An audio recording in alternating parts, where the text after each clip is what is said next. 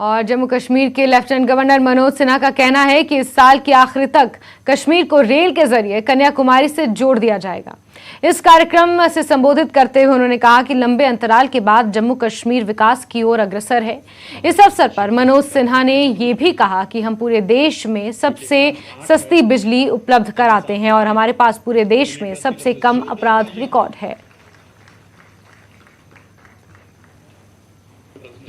जोरदार तालियां। तो दुनिया का सबसे ऊंचा आइकॉनिक ब्रिज चिनाब नदी पर बन करके तैयार हो गया है। इस वर्ष के अंत में कश्मीर कन्याकुमारी से रेल नेटवर्क के द्वारा भी जुड़ जाएगा। अगर मैं एयर कनेक्टिविटी की बात करता हूं, जब कल मैं एयरपोर्ट पर उतरा, जम्मू से आया, तो एयरपोर्ट के डायरेक्टर मिल गए मुझे। मैंने पूछा, उन्होंने कहा साहब अभी 88 44 फ्लाइट्स आ रही, 44 जा रही। उन्होंने कहा कम क्यों हो गया? नहीं साहब, 2 मई से 63 लैंड करेगी और 63 टेक ऑफ करेगी, मैंने 126। देश में सबसे सस्ती बिजली जम्मू कश्मीर में हम देते हैं, ये बात हम कहना चाहते हैं। सबसे सस्ती, जिसकी आप कल्पना नहीं कर सकते। कई लोगों के दिमाग में बात रहती है कि कश्मीर में जाना है, क्या होगा। तो जो गृह मंत्रालय है भारत सरकार का, उसकी जो संस्था है जो आपराधिक आंकड़ों को प्रस्तुत करती है, सबसे कम अपराध भी देश में जम्मू कश्मीर में ही होता है। ये बात मैं जानबूझ के कह रहा हूं। इसलिए आपका मैं हृदय से पहले स्वागत करता हूं और आपको आश्वस्त करता हूं कि आपको कभी नहीं लगेगा कि ये आप मधुबनी में काम नहीं कर रहे हैं, दूसरे जगह काम कर रहे हैं। हर प्रकार की सुविधा सहायता जम्मू कश्मीर प्रशासन और यहाँ की आवाम वो आपको जरूर उपलब्ध कराएगी। कि सरकारी क्षेत्र में तो यहाँ काफी अस्पताल भी थे, मेडिकल एजुकेशन के इंतजाम थे, लेकिन निजी क्षेत्र में मुझे लगता है कि इतना बड़ा हॉस्पिटल और मेडिकल कॉलेज यहाँ नहीं था। उसकी कमी आज मिली ट्रस्ट ने पूरी की है। मैं मिली ट्रस्ट को बधाई देता हूँ, उनका स्वागत भी करता हूँ। और जैसा आप लोगों ने देखा, 1000 बेड का सुपर स्पेशलिटी हॉस्पिटल और 150 MBBS सीट, मैंने 150 बच्चे यहाँ के पढ़ पाएंगे जो देश के दूसरे राज्यों में जाते हैं, दूसरे देशों में जाते हैं। इस तरह से एक नए प्रकार की कोशिश है और इन्वेस्टमेंट लगातार बढ़े, इससे ही रोजगार के अवसर बढ़ेंगे और जम्मू कश्मीर की तरक्की के रास्ते को हम आगे ले जा सके। सर, इस बार हमने देखा कि बॉलीवुड एक बार फिर से यहाँ वापस आ गया। शाहरुख खान भी यहाँ शूटिंग कर रहे हैं। सबको मालूम है कि कैसे माहौल 300 से ज्यादा फिल्मों की शूटिंग लास्ट ईयर हुई थी और इस साल वो नया रिकॉर्ड भी हम तोड़ने वाले हैं। हमारी दिक्कत यह है कि हमारा मुकाबला अपने रिकॉर्ड से ही होता है। 1,54,00,000 लोग आए थे पिछले साल, 1,88,00,000 आए। इस साल मैं उम्मीद करता हूं कि 2 करोड़ से ज्यादा टूरिस्ट आएंगे। तो नए कीर्तिमान हम स्थापित करेंगे हर साल और उनको खुद ही तोड़ेंगे, कोई दूसरा नहीं। आगे बढ़ते हैं। उपराज्यपाल मनोज सिन्हा ने कल बारामूला, बांडीपोरा, गांदरबल और शोपियान में पीएम पैकेज कर्मचारियों के लिए नवनिर्मित 576 आवासों का उद्घाटन किया। जम्मू और देश के अन्य हिस्सों में रहने वाले माइग्रेंट कश्मीरियों ने आवास बनाने के प्रशासन के कदम का स्वागत किया। माइग्रेंट कश्मीरियों ने भविष्य में पूरे समुदाय के लिए उसी तरह के आवास के निर्माण की भी मांग की है। 1989 और 90 के दौरान जितने भी कश्मीरी माइग्रेंट कश्मीर छोड़ के जम्मू, उधमपुर, दिल्ली और बाकी जगहों पे विस्थापन करने पर मजबूर हुए हैं, उनकी घर वापसी के लिए एक बड़ी पहल हुई है। कल एलजी मनोज सिन्हा ने शोपियां, गांदरबल, बांडीपुरा और बारामूला में तकरीबन 576 ऐसे फ्लैट्स, ऐसे अकोमोडेशंस का इनॉग्रेशन किया जो कि कश्मीरी माइग्रेंट्स, खासकर जो पीएम पैकेज एम्प्लॉयज हैं, उनके लिए वहां पे तामीर किए गए हैं। जो माइग्रेंट्स हैं, चाहे वो उस टाइम हिंदू थे, सिख थे या बाकी, क्या उनकी वापसी के लिए, घर वापसी के लिए एक अच्छी पहल है? नहीं, घर वापसी तो हम नहीं कह सकते इसको, बट ट्रेजिंग कैंप जो पीएम पैकेज के बच्चों के लिए जो 2010 से ये एक ऐसा प्रोसेस था कि इनको पीएम पैकेज जब दिया गया था तो इनको जब वो एफिडेविट या कोई भी वार्ड जब लिखा गया था तो उसमें कुछ चीजें जो थी, जो पीएम पैकेज के बच्चों को जो सुविधाएं जो कश्मीर में जो मिलनी चाहिए थी, लेकिन अच्छा इनिशिएटिव है। आज की डेट में गवर्नर साहब को हम मुबारकबाद देना चाहते हैं। ये तो क्लियरफाई नहीं करता है कि हमारा रिटर्न रिहेबिलिटेशन कश्मीर में सिर्फ इसी चीज से होगा। एक पर्टिकुलर सेगमेंट के लिए है जो हमारे पीएम पैकेज के एम्प्लॉय हैं, जो 2010 से वहां जॉब कर रहे हैं, उनकी सुविधा के लिए उनको वादा किया गया था सरकार ने कि आपके लिए रहने की जगह हम दे देंगे। उसमें ये अभी एक कोशिश है जिसको हम वेलकम करते हैं। अब कश्मीर में कोशिश हो रही है गवर्नमेंट की, हालांकि ये पीएम पैकेज किस तरह से इस चीज को लेते हैं? लोगों को अभी भी नौकरी की जरूरत है। ओवर एज यूथ इतने पड़े हैं जो कश्मीर जाना चाहते हैं, लेकिन उनके लिए क्या है वहां पे? सरकार को इसकी नीति फ्रेम करने के लिए कश्मीरी पंडित, मैंने पिछली बार भी बोला था, हम एलजी साहब से मिले थे कि सर एक संवाद करो। पहले संवाद में यह होगा कि कुछ आप बताओगे, कुछ हम बताएंगे और बीच का रास्ता निकलेगा। बाकी कश्मीर जाने के लिए कोई भी ऐसा नहीं है कि जो कश्मीर नहीं जाना चाहता होगा। ये एक अच्छा स्टेप किया इस गवर्नमेंट ने कि वो शरायती उन्हें हटा दी है। मगर अगर ये रिहेबिलिटेशन हमारी चाहते हैं, आप 33 साल अरसा बहुत हो गया, तीन दशक बहुत समय होता है। हम भी चाहते हैं, हमने हर वक्त गवर्नमेंट का साथ दिया। हम चाहते हैं कि हमें कंसल्टेशन हमसे करनी है, आपको किसी और से नहीं करनी है। जब तक कि हमारी कम्युनिटी से कंसल्ट नहीं किया जाएगा, इनकी राय नहीं पूछी जाएगी, तब तक ये बेकार हो जाएगा। टोटल कम्युनिटी की बात करें तो उसके लिए ये चाहते हैं कि गवर्नमेंट पहले कश्मीरी जो माइग्रेंट हुए हैं, विस्थापित हुए, उनके लीडरान से, उनके मेंबरान से कंसल्टेशन करे, कम्युनिकेशन करे, उनके साथ मिलकर बैठे, फिर एक जो पॉलिसी बनेगी उसके तहत कश्मीरी पंडित भी अपने मातृ वतन वापस जाना चाहता है, कश्मीर वापस जाना चाहता है, लेकिन उससे पहले उनसे मशवरा किया जाना चाहिए और मशवरे के बाद जो पॉलिसी बनेगी उस पॉलिसी को ही इम्प्लीमेंट करना चाहिए। कैमरामैन आशु के साथ में समीर भट्ट, न्यूज़ 18 जम्मू। चलिए आगे बढ़ते हैं और पुंछ आतंकी हमले के बाद जम्मू कश्मीर में सुरक्षा सख्त कर दी गई है। आतंकियों के नापाक इरादे को नाकाम बनाने के लिए सुरक्षा एजेंसियां चौकस हैं।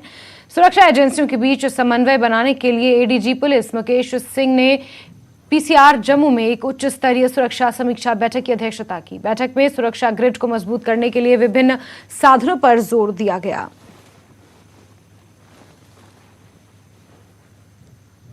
इस वक्त हम मौजूद है पुलिस कंट्रोल रूम जम्मू के बाहर मौजूद हैं। आज यहाँ पे एक सिक्योरिटी रिव्यू मीटिंग की गई है जिसकी अध्यक्षता जो है वो एडीजी जम्मू मुकेश सिंह ने की है और तमाम जो सिक्योरिटी एजेंसीज के जो सीनियर ऑफिसर्स हैं वो इस मीटिंग में मौजूद थे और ये मीटिंग तकरीबन 1 घंटे से ज्यादा वक्त तक चली है और अब आप देख सकते हैं कि ये मीटिंग खत्म हो गई है। एडीजी मुकेश सिंह यहाँ से निकल गए हैं और इस सिक्योरिटी रिव्यू मीटिंग का मकसद यही था कि जिस तरह से हाल ही में पुंछ में अटैक हुआ है और उसके साथ साथ जिस तरह से अमरनाथ यात्रा आने वाली है, एक सिक्योरिटी को रिव्यू करने के लिए तमाम जो एसएसपी हैं जिलों के वो भी वर्चुअल मोड पे जुड़े इस मीटिंग में और उसके साथ साथ जो इंटेलिजेंस एजेंसीज हैं, तमाम एजेंसीज के जो ऑफिसर्स हैं वो भी इस मीटिंग में मौजूद थे और चर्चा की गई है किस तरह से सिक्योरिटी को यकीनी बनाना है और जिस तरह से हमने मॉडस ऑपरेंडी देखा है पाकिस्तान का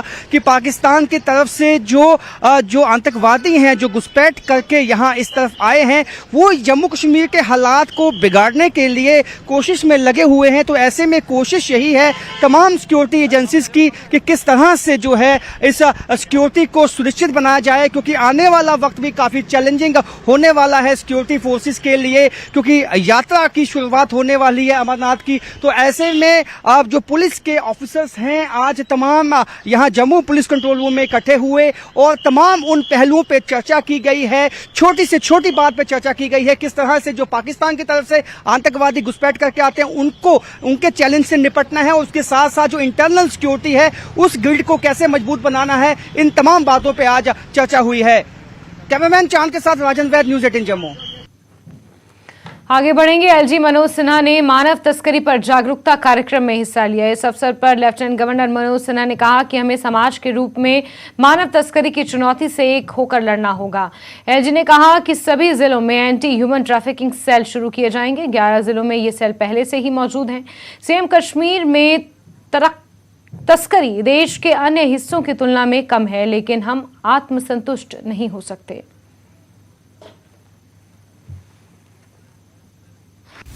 आज के तेजी से बढ़ते विश्व में ह्यूमन ट्रैफिकिंग कोई छोटी मोटी नहीं बल्कि एक और साधारण चुनौती मानी जा सकती है। ऐसा घिनौना अपराध जिसमें राष्ट्रीय तथा अंतर्राष्ट्रीय अपराधी नेटवर्क क्रिमिनल नेटवर्क, ये दोनों इसके हिस्से बन चुके हैं। विश्व भर में लाखों मासूम हर साल इस अपराध का दंश झेल रहे हैं। आज भी विशेष रूप से समाज के कमजोर वर्ग, बच्चे, महिलाएं, प्रवासी, शरणार्थी और विस्थापित वर्ग ह्यूमन ट्रैफिकिंग के दृष्टिकोण से विशेष रूप से असुरक्षित है। ये सच्चाई है, ह्यूमन ट्रैफिकिंग सीधे तौर पर सामाजिक आर्थिक विकास से जुड़ा हुआ है, लेकिन ये सिर्फ किसी कमजोर एवं गरीब क्षेत्र तक सीमित नहीं रह गया है। इसलिए ह्यूमन ट्रैफिकिंग इन्वेस्टिगेशन से जुड़े एक्सपर्ट, लॉ इन्फोर्समेंट ऑफिसर्स इस बात पर बल देते हैं कि इसकी ओरिजिन, ट्रांजिट और डेस्टिनेशन, तीनों की विवेचना आवश्यक है। आगे बढ़ते लेह में Y20 प्री समिट के उद्घाटन सत्र से लेफ्टिनेंट गवर्नर BD मिश्रा ने संबोधित किया। उन्होंने लद्दाख में हो रहे विकास कार्यों का जिक्र किया। पर्यावरण समेत विभिन्न क्षेत्रों में केंद्र सरकार की ओर से किए जा रहे कामों का भी खास उल्लेख किया।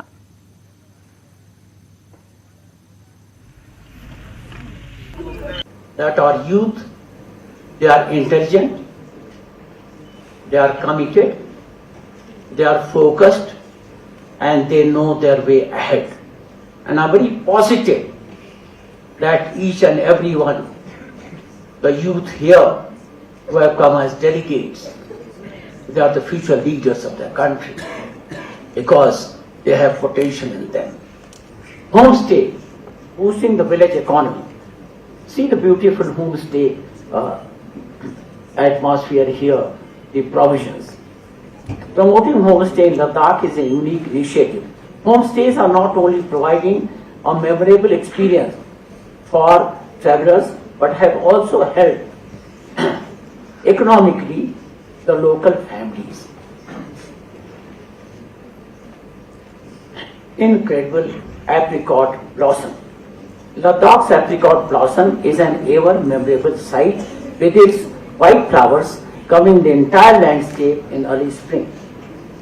It not only adds to the scenic beauty of the region, but also plays a vital role in the local economy as apricot is our major cash crop. Unfortunately, the blossoms are now over. Otherwise, you would have enjoyed the visual extravaganza of your hearts to your heart's content. Hanle, India's first dark sky sanctuary, a lifetime experience, a center for astro tourism in Ladakh. Hanle Dark Sky Sanctuary in Ladakh is the first dark sky sanctuary of India. It preserves the pristine night sky of the region with some of the clearest and darkest skies in the world. The sanctuary not only showcases Ladakh's dedication to sustainable tourism and preserving its natural heritage, but also helps reduce the carbon footprint by promoting. और खबरों का सिलसिला जारी है, लेकिन वक्त एक छोटे से ब्रेक का।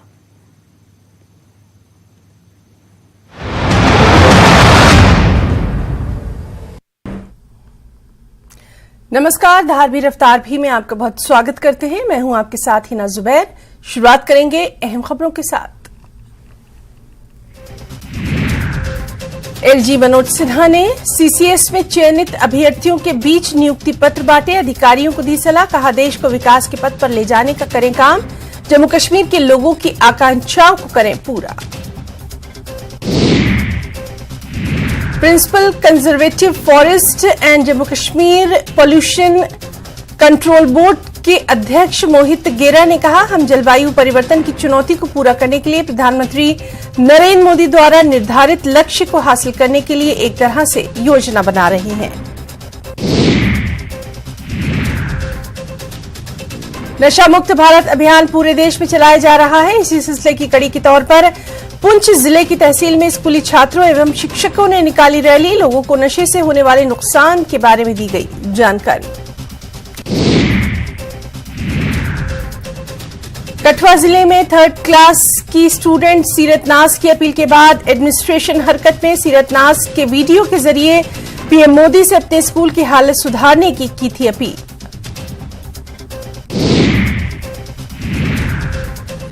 लेह में Y20 प्री समिट, करीब 30 देशों के 200 से ज्यादा डेलीगेट्स आ चुके हैं। समिट आज से 28 अप्रैल तक। G20 समिट का टूरिज्म समिट जम्मू कश्मीर।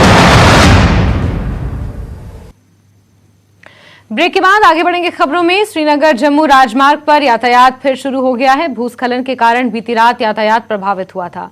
रामबन के शालगारी इलाके के पास भूस्खलन से राजमार्ग के दोनों ओर से यातायात बंद कर दिया गया था, जो अब खोल दिया गया है।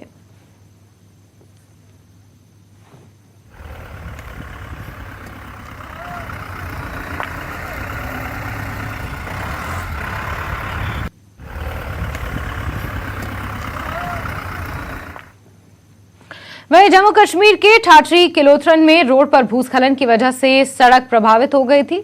लोग सड़कों से खुद पत्थर हटाने का काम कर रहे थे। लोगों का आरोप है कि मौजूदा एजेंसियां सड़कों की सफाई सही से नहीं करती हैं। सब डिवीजन गंडोह के इलाके में भी भूस्खलन हुआ था, जिसकी वजह से ये सड़क यहां पर बाधित हो गई थी, लेकिन अब आवागमन के लिए इसे खोल दिया गया है।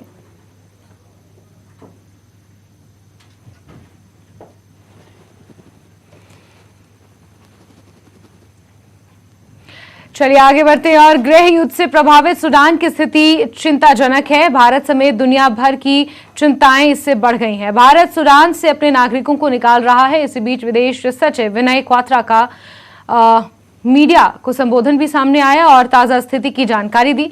उन्होंने बताया कि सूडान में जमीनी हालात बेहद अस्थिर हैं। सरकार सूडान की स्थिति पर लगातार नजर बनाए हुए है। विनय क्वात्रा का कहना है कि भारतीयों की सुरक्षा सुनिश्चित करने के लिए भारत सूडान में सभी पक्षों के संपर्क में है। सरकार का प्रयास है कि जो भी भारतीय नागरिक युद्ध के क्षेत्र में फंसे हुए हैं, उन्हें जल्द से जल्द वहां से निकालकर सुरक्षित स्थान पर पहुंचाया जाए।